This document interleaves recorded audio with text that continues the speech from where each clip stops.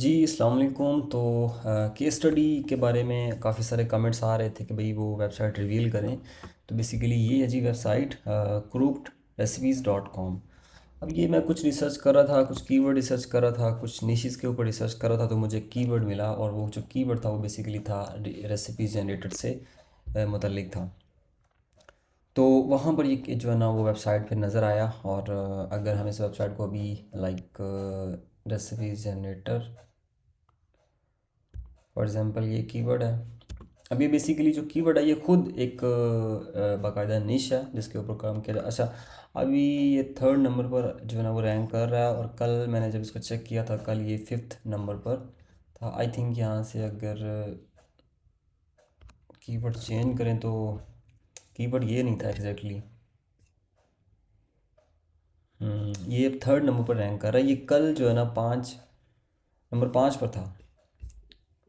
तो ये बड़ी हैरानगी की बात है। और आई थिंक जो कोर अपडेट है वो चल रही है, उसकी वजह से फ्लक्चुएशन चल रही है इसलिए। तो मैंने देखा अब ये कीवर्ड खुद तो जो है ना समहाउ थोड़ा कंपटीशन के अंदर है, लेकिन इस बंदे ने सिर्फ इसी कीवर्ड को टारगेट किया है अपने पूरे वेबसाइट के अंदर। और यहाँ पर ये वेबसाइट फिर थर्ड नंबर पर रैंक कर रहा है। अब अगर हम इसकी चेक करें ट्रैफिक, तो सबसे पहले चेक करेंगे सिमिलर वेब से। तो ये देखें, ऑलमोस्ट 20 के 19 के विज़िटर्स हैं, जो कि ज़्यादा हैं। लगभग मेरे अंदाजे के मुताबिक 50 के जो विज़िटर हैं ना वो इस वेबसाइट के ऊपर आ रहे हैं। और जो कि ट्रैफिक भी जो है ना वो 11% प्रीमियम ट्रैफिक है, ये देखें। ठीक है, टॉप कंट्री यूनाइटेड स्टेट है, देन टर्की है। तो और इसका ज़्यादा जो ट्रैफिक है वो सर्च से आ रहा है, ये देखें। ठीक है, क्योंकि इसका जो मेन कीवर्ड है बेसिकली वो यही कीवर्ड है।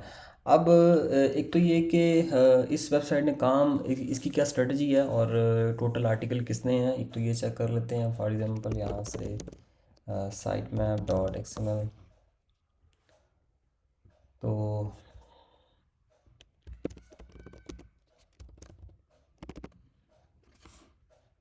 लगभग 800 आर्टिकल हैं, मैंने लाइव के अंदर भी बताया था।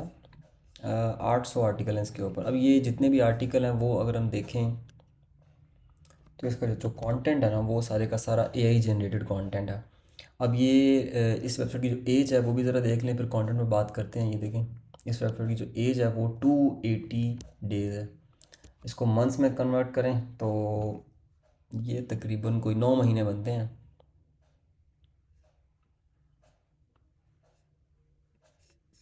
9 महीने 9 महीने, ये देखें, ये लिखा हुआ है। अब इसकी स्ट्रेटजी क्या है, ये चीज़ चलिए कंफर्म हो गई। और इसका कंटेंट, तो कंटेंट अगर बात करें ना तो सबसे पहले इसका जो कंटेंट है वो सारे का सारा एआई जनरेटेड कंटेंट है। चैट GPT-4 से आई थिंक कंटेंट इसने लिखा है या किसी और टूल को यूज़ किया हुआ है, और इसने ये सारे के सारे आर्टिकल पब्लिश किए हुए हैं। दूसरी नंबर बात अगर बात करें तो स्ट्रक्चर के हवाले से आप देखें कि इसका जो स्ट्रक्चर है ना वो कुछ ख़ास स्ट्रक्चर नहीं है। होम पेज के हवाले से अगर देखें तो ये देखें, लोगो शोगो, और इसका जो मेन्यू है उसकी कोई वो लाइक जो फर्स्ट एक्सपीरियंस है ना वो कुछ ठीक नहीं लगता। लोगो देखें, बहुत बड़ा लोगो है, डेफिनेटली ये मोबाइल के ऊपर इतना बड़ा लोगो तो मेरा नहीं ख्याल कि डजन मेक सेंस। और ये है इसका main keyword, recipe generator. Recipe generator, इसको गूगल करें और देखते हैं।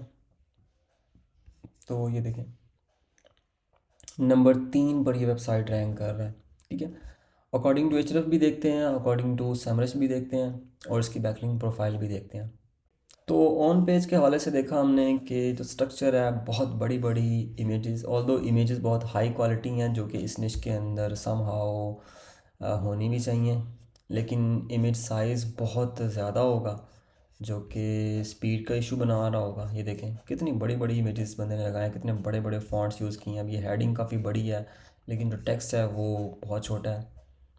तो ये इस तरह की छोटी छोटी चीज़ें हैं वो इस बंदे ने इतनी नहीं उसके ऊपर फोकस नहीं किया। ठीक है, और होम पेज के ऊपर उसने मेन कीवर्ड को टारगेट किया हुआ है। ठीक है, ये देख सकते हैं, ये बेसिकली एक तरह का जनरेटर है जो एआई से काम कर रहा है। अब ये है क्या कि ये बेसिकली इसने आई थिंक इसने ChatGPT-4 को यूज़ किया हुआ है। और देन आप अगर जब इसको क्लिक करेंगे देखें तो ये आपको रेसिपी जनरेट करके देगा। यानी आपने फॉर एग्जांपल यहाँ पर अगर लिखा है ना एग्जांपल के तौर पे बिरयानी लिखी है, ठीक है, या हैदराबादी बिरयानी लिखी है, तो ये आपको वो जनरेट करके भी देगा। और ये चैट जीपीटी 4 से कर रहा है। तो मेन कीवर्ड को इसने होम पेज पे टारगेट किया है, और देन उसने क्या किया कि एक बहुत ही स्ट्रॉन्ग टॉपिकल अथॉरिटी कवर किया। अब जब रेसिपीज़ की बात होगी तो जाहिर सी बात है उसके अंदर बहुत सारे कीवर्ड्स, बहुत सारे जो क्वेश्चंस हैं वो कवर होंगे। तो इसलिए फिर इसने बल्क पब्लिशिंग किया, बल्क राइटिंग किया, और इस रेसिपी जनरेटर के अराउंड जितनी भी क्वेरीज थी वो इस बंदे ने कवर की हैं। अब बैकएंड पे इसके क्या है, बैकएंड पे मैंने इसका चेक किया है, और अगेन मैं आपको भी थोड़ा चेक करके दिखाता हूँ।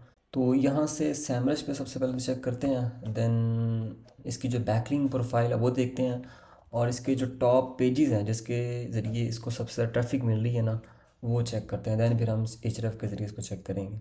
सैमरश ओपन कर चुके हैं, देखते हैं। अब डेफिनेटली जो सैमरश है वो बहुत कम ट्रैफिक शो करता है, बहुत कम विजिटर शो करता है, और यहाँ पर भी कम ही होने देखें 1.9 के।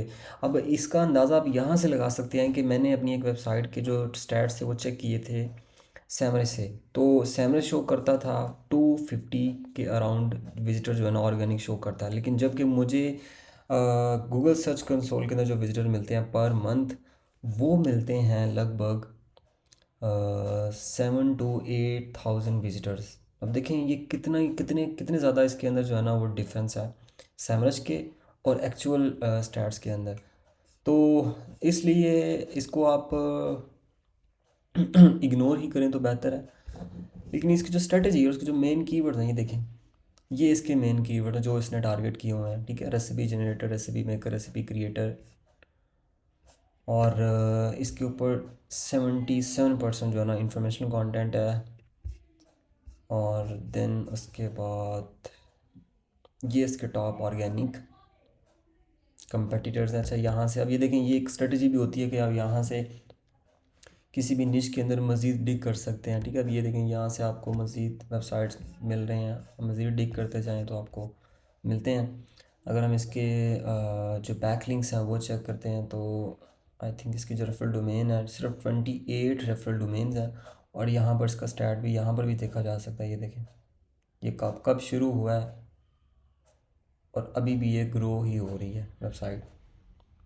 ये देखें, ये रेसिपी जनरेटर, ये एग्जैक्ट मैच डोमेन है जो इस बंदे ने भी टारगेट की हुई है, और अकॉर्डिंग टू एचरएस के ऊपर जो विजिटर हैं वो 241 है।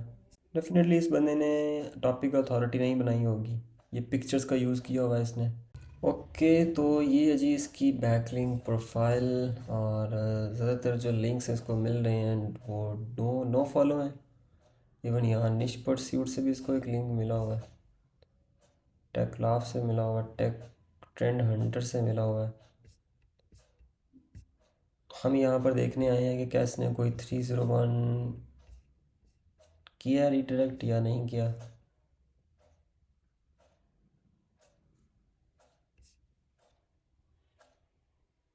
ये वेबसाइट crooked.recipes, ये क्या चीज़ है?